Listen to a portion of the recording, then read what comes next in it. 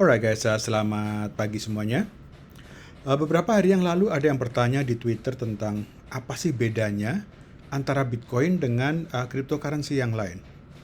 Dan orang tersebut nambahin ada quote yaitu nanya beneran.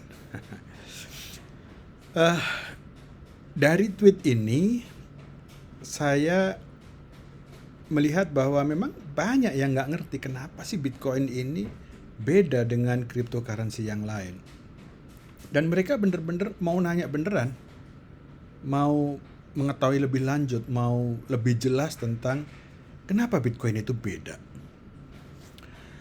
Dan saya akhirnya tergelitik dan kemudian membuat sebuah video ini. Saya dedikasikan untuk menjawab pertanyaan tersebut. Tentu saja nanti penjelasan saya itu mungkin tidak bisa sangat lengkap ya. Tapi saya berusaha lah untuk bisa menunjukkan apa sih bedanya. Dan relevansinya buat teman-teman apa gitu. Alright, kita mulai saja. Yang pertama-tama, orang mungkin bilang bahwa Bitcoin itu yang pertama. Enggak. Bitcoin itu lahir karena ada banyak usaha-usaha sebelum Bitcoin tersebut. Tetapi Bitcoin ini adalah the first crypto innovation yang works. Saya kasih contoh ya. Sebelum Bitcoin ada, itu ada namanya DigiCash, BitGold, Hashcash, Floss, ya. Saya cerita beberapa lah.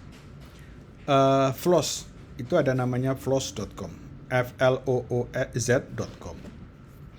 Itu adalah satu website atau satu institusi yang memberikan service orang untuk menukar dolar dia dengan token. Jadi kayak stablecoin gitu. $1 sama dengan 1 floss misalnya. Nah, floss itu bisa dibuat untuk membeli barang-barang di website mereka. Dan floss ini adalah bukan cikal bakal ya. Floss ini bisa dikatakan granddaddy daripada stablecoin. But that's a cryptocurrency. Floss ini beberapa lama bisa jalan tapi akhirnya bangkrut karena banyak orang Rusia, Filipina dan mungkin orang Indonesia ya belanja pakai kartu kredit colongan atau pencurian. Jadi aja mereka bangkrut. So, ada lagi DigiCash. Ini adalah usaha untuk membuat internet money. Dan kemudian ada lagi BitGold. BitGold ini adalah yang mencetuskan proof of work. Jadi sudah mulai itu ada proof of work di BitGold ini. Bahkan Satoshi sendiri itu banyak sekali mengadopsi apa yang ada di BitGold itu kepada Bitcoin. BitGold, Bitcoin ya. Sampai pendiri BitGold sendiri bilang bahwa bukan gua, Satoshi itu bukan gua gitu. Karena saking hampir miripnya dan akhirnya banyak orang yang curiga, jangan-jangan lu nih Satoshi nih. Kemudian setelah BitGold keluar ada namanya Hashcash. Nah, disinilah mulai digunakan hashing. Proof of work tetap digunakan, sekarang ada hashnya. Hashnya apa nanti kita bicarakan. Tapi ini adalah salah satu cara untuk membuat kriptografiknya.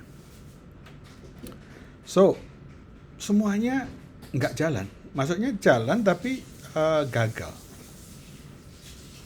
Ya karena mereka baru mulai banyak sekali kelemahan-kelemahan sehingga satu dan lain hal akhirnya kelemahan-kelemahan itu membuat mereka gagal.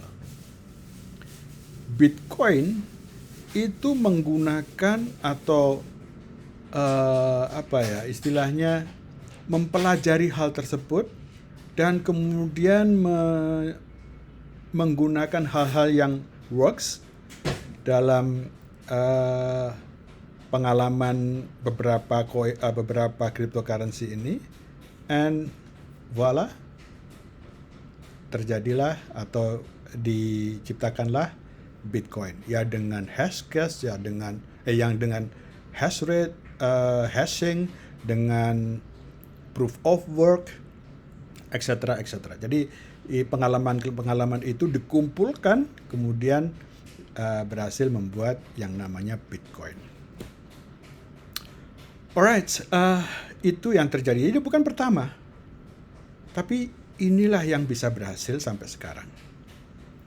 Dan melihat keberhasilannya Bitcoin, banyak yang mengcopy. Core-nya atau kodenya itu free untuk dipakai, dan orang bisa mengopinya tanpa harus bayar apapun, sepeser pun, dan mereka bisa bikin lagi, terserah, tidak masalah. Many has copied, but most of them failed. Ya, so bisa dikatakan dari sini Bitcoin is stood up the time. Kalau yang sebelumnya beberapa waktu gagal, Bitcoin sampai sekarang berhasil. Kopinya ngopi doang nih, nyontek, itu nggak berhasil sampai sekarang.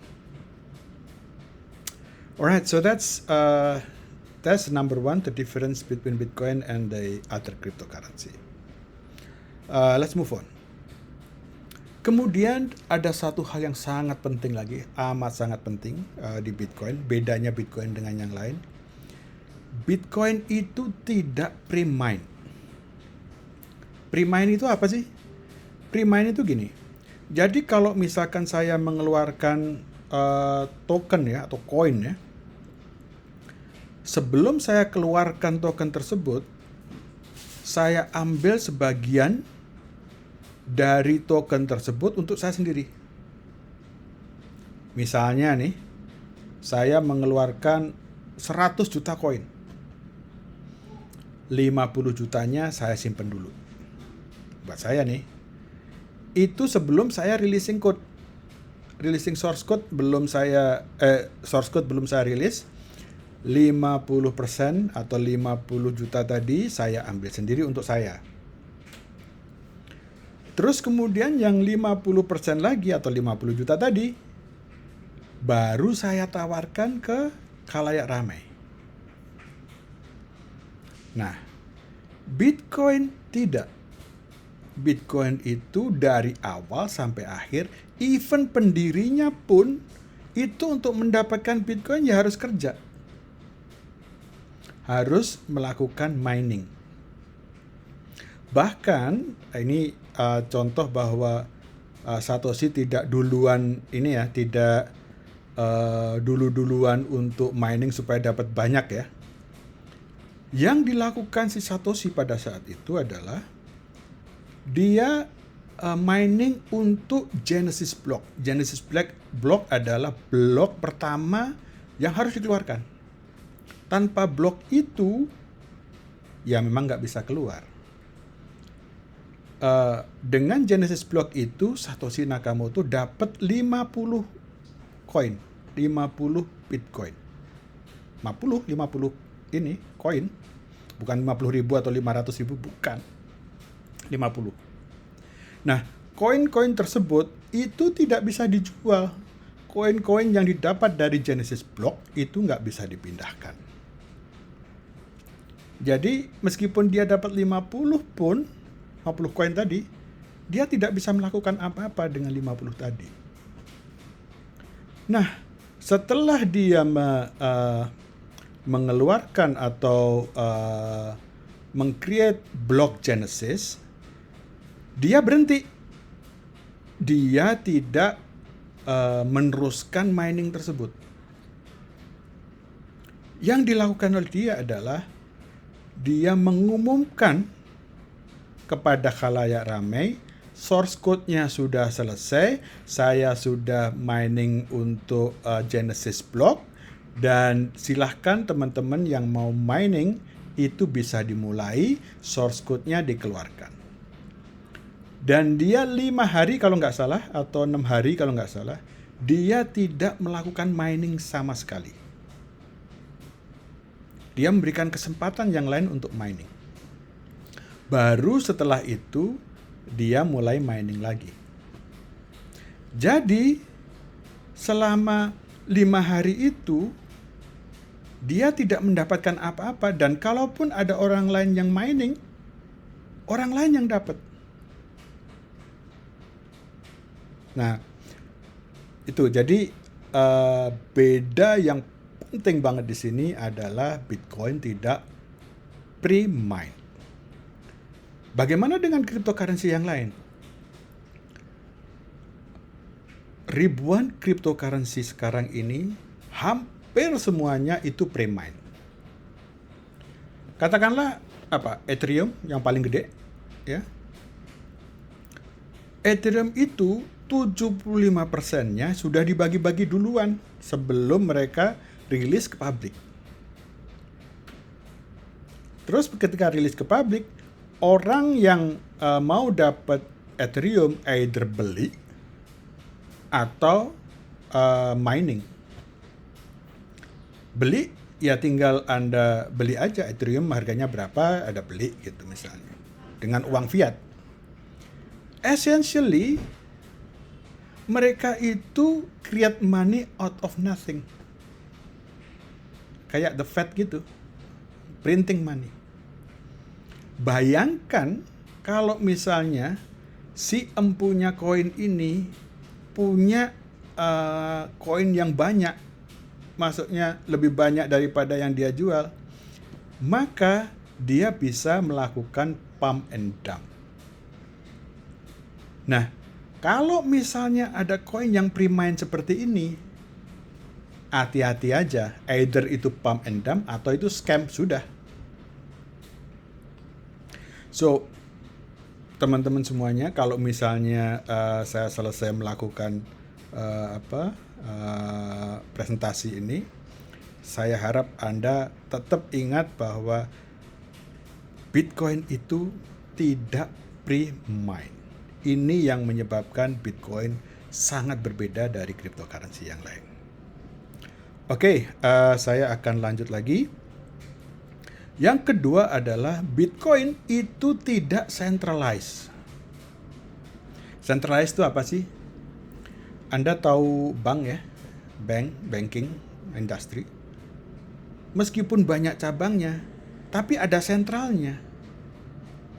Bank-bank itu ada sentralnya lagi, central bank namanya. Bank sentral itu ada. Nah, kalau di cryptocurrency lain, itu banyak sekali yang centralized. Jadi dia tergantung dengan pendirinya atau tergantung dengan grup yang mengerjakannya. Saya kasih contoh ya, Litecoin misalnya. Katanya sih decentralized. Tapi begitu si foundernya ngilang, maksudnya pergi, hancur. Nggak ada yang ngurus. Habis. Ya. Ethereum bagaimana? Ethereum juga akan centralized. Atau katakanlah mereka selalu bilang decentralized tapi pura-pura lah. Decentralized name only namanya. Jadi ngomongnya aja decentralized tapi ya enggak. Dan bentar lagi mereka akan move dari proof of work to proof of stake. Apalagi. Nah, proof of work and proof of stake nanti saya jelasin ya. Tapi intinya Bitcoin itu decentralized. Yang lain-lain centralized. Relevansinya apa? Loh, kalau centralized berarti kita itu rely on one person atau group atau institution untuk survivalnya project ini. Kalau misalnya grup atau institusinya itu negara, ya nggak apa-apa ya, duit fiat money itu centralized. Tapi yang ngurus, yang mengeluarkan itu negara. Nah, kalau negara mau nyetak sebanyak mungkin ya terserah negara. Kita nggak bisa ngapa-ngapain. Centralized itu juga it can change rule. Contohnya dari proof of work jadi proof of stake. Nah, tuh. Suka-suka dia aja. Katanya decentralized. Kok yang ganti gampang banget gitu ya. Ya karena core orangnya cuma satu. Sorry, batuk dulu.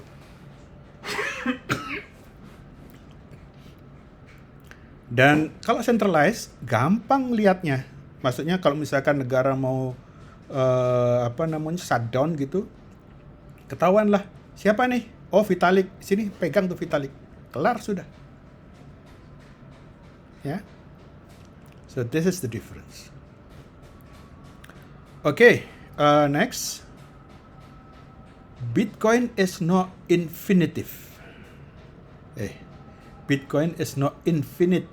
Bukan infinitive ya. Infinite itu apa sih? Tidak terbatas. Kalau misalnya Anda melihat fiat currency atau duit kita lah gitu. Itu negara bisa mencetak sebanyak mungkin. Ya dengan konsekuensi tertentu, tapi ya katakanlah Anda pasti udah dengar Amerika itu mencetak uang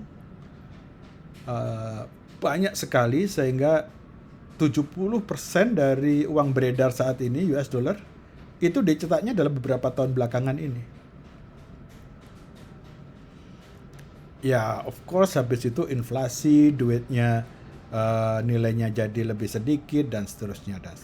Untuk Bitcoin itu hanya 21 juta Bitcoin saja available sampai nanti. Sekarang sekitar 19 juta ya, tapi nanti 21 juta Bitcoin and that's it. Nggak akan ada tambahan lagi. No inflation, no depreciation. Makanya beberapa orang ya, termasuk Michael Saylor gitu, bercandanya, value-nya Bitcoin itu nggak akan pernah turun. It will going up forever. Karena apa? Ya karena cuma 21 juta. Fiat currency mereka mencetak sebanyak mungkin lah. Ini 21 juta masa iya dia bisa turun gitu. Pertanyaannya adalah, itu turun barusan. Ini beberapa minggu turun. Iya. Lihatlah jangka panjang. Jangan jangka pendek. Kalau jangka pendek sih noise lah ya. Nah, ini ada satu fotonya si Elon Musk up only gitu. Alright, jadi beda yang keberapa tadi? Saya lupa. Jumlah Bitcoin yang ada ini adalah cuman ada 21 juta saja. Kalau misalkan Anda bandingkan dengan milioner di dunia, jauh lebih banyak milioner daripada Bitcoin. Saya nanti milioner itu pengen punya 1 Bitcoin aja, nggak akan dapat. Oke. Ada pertanyaan lagi sebelum saya move on ya. Lah kalau cuma 21 juta, baginya gimana? Orang di dunia banyak banget. Nah, disinilah ada ada satu cara, yaitu Bitcoin ini mungkin cuma 21 juta, tapi bisa dibagi-bagi, bisa dipecah-pecah, bisa dicacah-cacah. Cacah-cacahnya apa? Misalnya nih, 1 Bitcoin itu sama dengan 100 juta Satoshi. Jadi 1 Bitcoin 100 juta sat gitu misalnya. Ya nanti kita mungkin nggak bicara Bitcoin lagi, 1 Bitcoin, 2 Bitcoin, enggak. Mungkin 10 Satoshi, 20 Satoshi, those kind of things. Right? So, nggak usah khawatir kalau misalnya Anda nggak kebagian 1 Bitcoin gitu ya. Anda bisa beli ya beberapa Satoshi lah. Makanya belinya sekarang, jangan nanti-nanti. Alright? Okay, let's have next topics, yaitu Bitcoin ini punya network effect yang sudah besar. Network effect itu apa sih? Network effect itu gini.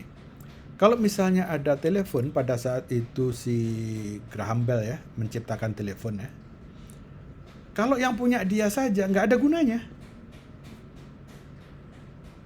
Baru ada gunanya kalau misalnya punya dia punya, dan misalnya mertuanya punya gitu. Saya nggak tahu dia punya mertua apa enggak. Dia bisa ngobrol, nah itu ada gunanya. Tetangganya punya, nah itu nilainya jadi lebih gede. Oh, seluruh negara punya, lebih gede lagi. And so on and so forth. Ya. Dan dengan adanya higher network effect ini,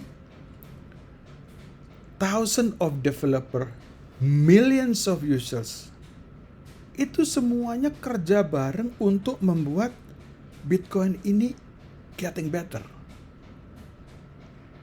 Anda perlu tahu bahwa beberapa bulan belakangan ini atau beberapa tahun belakangan ini, Bitcoin sudah majunya cukup cepat, cukup pesat. Satu contoh, Lightning Network. Dulu Bitcoin itu di apa namanya ya, dibilang lambat. Bitcoin dibilang biaya untuk melakukan transaksi tinggi. Not anymore. You can use Lightning Network. Transaksi cepat, kemudian cost-nya rendah. Berapa Ethereum sekarang transaksi cost-nya? Hai, jauh. Okay. Now, another difference is Bitcoin uses proof of work. Proof of work, bedanya proof of work ini dengan yang lain-lain. Yang lain itu using proof of stake. Ginilah gampangnya ya. Anda kalau mau punya duit ya, Anda butuh duit, Anda mau dapat duit, apa sih yang Anda lakukan? Ada dua cara kan? Yang pertama, Anda kerja aja. Kerja nyangkul kayak apa kayak gitu. Dapat duit. Ya. Satu lagi, Anda punya duit, Anda beli saham. Itu namanya proof of stake. Anda beli saham banyak, dapat dividen. Doh, Anda diam aja nih. Dapat dividen. Proof of stake namanya. Nah, ketika Anda menggunakan proof of stake, di situ yang terjadi adalah ada orang-orang yang memiliki stake yang besar, itu bisa mengontrolnya. The rich get richer. Loh, kok bisa? Iya, katakanlah nih, si Vitalik tadi kita tahu bahwa dia pre-mine 75% dari Ethereum misalnya. Dia taruh semuanya di stake semuanya. Jadi sahamnya dia kan 75%. Betul nggak? Ketika sahamnya 75%, kalian dapat yang 25%.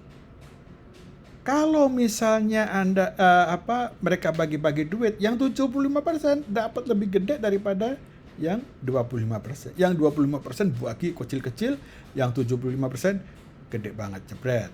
Makin kaya. Ya, yang kecil-kecil ya dapat duit juga, seneng juga.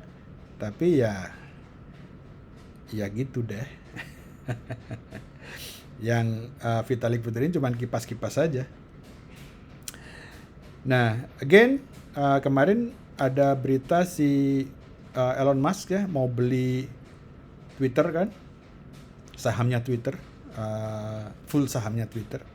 Begitu dia punya saham yang banyak di Twitter, he gets the control. Bahkan dia bisa mengembalikan si Trump itu, padahal Trump itu sudah di-ban selamanya. See how someone can actually control it. Bitcoin kagak bisa. mau punya berapa juta Bitcoin pun, kalau Anda mau ngubah code-nya misalnya, saya mau code-nya diubah, nggak akan bisa. Mau punya mesin segede apa, mau ngubah code, nggak bisa. It's proof of work. Oke, itu bedanya. Nggak tahu deh beda keberapa. Nah, beda yang lain lagi adalah Bitcoin ini sebagai platform dari base untuk layers protokol-protokol yang ada. Jadi dasar ini, kalau misalkan kita bikin bangunan ya, fondasi ini harus kuat. Fondasi harus besar. Fondasi harus dalam. Kalau enggak, jebol. Nah, Bitcoin ini adalah fondasinya. Memang betul Bitcoin ini, Bitcoinnya ya, saya bilang Bitcoinnya, itu untuk transaksi lambat. Ya. Untuk tidak bisa dipakai untuk smart contract. Biaya kadang-kadang mahal. Kadang-kadang ya, sekarang sih enggak. Karena memang itu adalah base-nya. Base dari protokol-protokol yang nantinya akan ada. Base ini kita namakan layer 1. Layer 1 ya Bitcoin Chain itu. Nah, on top of Bitcoin Chain, on top of layer 1, itu bisa tambahkan layer 2 yang sekarang ada, namanya Lightning Network. Lightning Network ini adalah satu protokol yang bisa untuk move around Bitcoin tanpa harus mengubah transaksi di Bitcoin Chain, di blockchain. Mau diubek-ubek, mau kiri kanan, mau loncat sini, loncat sana, terserah. Pakai Lightning Network tidak mengganggu Bitcoin, tidak mengganggu blockchain-nya. Nah, nantinya kalau sudah mau disettle baru masuk ke blockchain-nya Bitcoin. Ini namanya protokol, ini namanya layer 2. Selain Lightning Network, ada lagi Liquid BTC. Liquid BTC sama. Untuk transaksi di exchange, untuk transaksi ini bisa sangat cepat. Bisa sangat murah. Dua-duanya sangat cepat, sangat murah. Karena memang tidak masuk dalam blockchain. Dia di atasnya blockchain. Dia ngambang di atasnya blockchain. Karena dasarnya kuat, maka layer yang kedua ini juga jadi lebih aman. Alright. Terus layer 3 ini sudah mulai mau dibuat. Layer 3 itu adalah allows to move Bitcoin without making L1 dan layer 1 dan layer 2 transaction. Nanti settle-nya di L2, di katakanlah Lightning Network-nya. Saya mau bikin smart contract gitu. Itu layer 3. Smart contract yang bisa macam-macam, mau NFT kayak mau apa kayak DeFi kayak cross-chain kayak. Wah, itu kayak udah lumping begitu di layer 3. Begitu nanti di settle, itu settle-nya di Lightning Network. Selesai. Lightning Network settle-nya itu di Bitcoin Chain. Kayak gitu. Jadi kalau misalkan teman-teman bilang bahwa oh Bitcoin lambat, Bitcoin mahal, Bitcoin kayak koinnya boomers gitu. Bitcoin sih bilang, terserah kalian bikin apa aja, semua inovasi yang kalian bisa bikin di di Ethereum misalnya. Nantinya semua protokol-protokol itu bisa diambil dan bisa dilakukan di Bitcoin. Nantinya, nggak sekarang. Karena as a layer 1 itu nggak bisa diubah dengan cepat kayak Ethereum atau kayak apalah. tiap bulan ubah, tiap bulan ubah, tiap bulan nggak bisa. This is the basic. This is the base. It has to be strong. It has to be robust. So that's the difference, ya. Mungkin itu yang penting-penting yang bisa saya sampaikan. Saya yakin saya banyak yang miss. Tapi kalau misalkan nih saya ditanya bedanya Bitcoin dengan apa, saya akan menjawab satu, pre-mine. Jadi dengan adanya pre-mine itu fair for everyone, definitely not scam. Yang lain-lain, mohon maaf, mungkin scam. Scam itu bisa lama, bisa cepat. Anda baru-baru ini pakai Luna itu, yang si koin Luna hancur. Ya karena pre-mine. Terus kemudian decentralized, no one control it, not even government. So basically nggak ada point of failure, ya. Karena hampir semuanya yang pegang itu ribuan. Ada cuman 21 juta, no inflation, great for savings, ya. Kalau misalkan Anda beli Bitcoin, jangan berpikir sebulan, 2 bulan, jangan setahun. Pikirlah 5 tahun, 6 tahun, 10 tahun, those kind of things. Right? Proof of work dibandingkan proof of stakes, ya. Jadi again, proof of stake itu nggak fair, karena yang kaya semakin kaya gitu intinya. So ini adalah value yang saya sangat suka dari Bitcoin, sehingga saya jadi Bitcoin maksimalis gitu. Terus being first working crypto, jadi ini karena menjadi yang pertama, cryptocurrency yang pertama yang works. It has more users, banyak usernya, banyak developernya, networknya tinggi. So it only goes better. It's only making it better in the future. Dan bagi critics yang bilang lambat, boomer coin dan segala macam, there will be layers upon it. Di atasnya nanti akan ada layers. Sekarang ada Lightning Network, ya, ada Liquid Network. Nanti akan macam-macam. Everything yang bisa dilakukan di platform lain, we can use it. It will be ported to Bitcoin. Alright, so I think that's all I wanna say, teman-teman semua. Kalau ada questions, ada pertanyaan-pertanyaan, ya, tolong ditaruh di bawah aja, tulis aja di sana. Dan jangan lupa subscribe, belnya ditekan, like, comment, dan share. Karena saya yakin banyak yang butuh cerita ini. Kalau misalkan saya miss sesuatu, let me know, ya. Again, comment. Thank you very much. I'll see you next time. Cheers.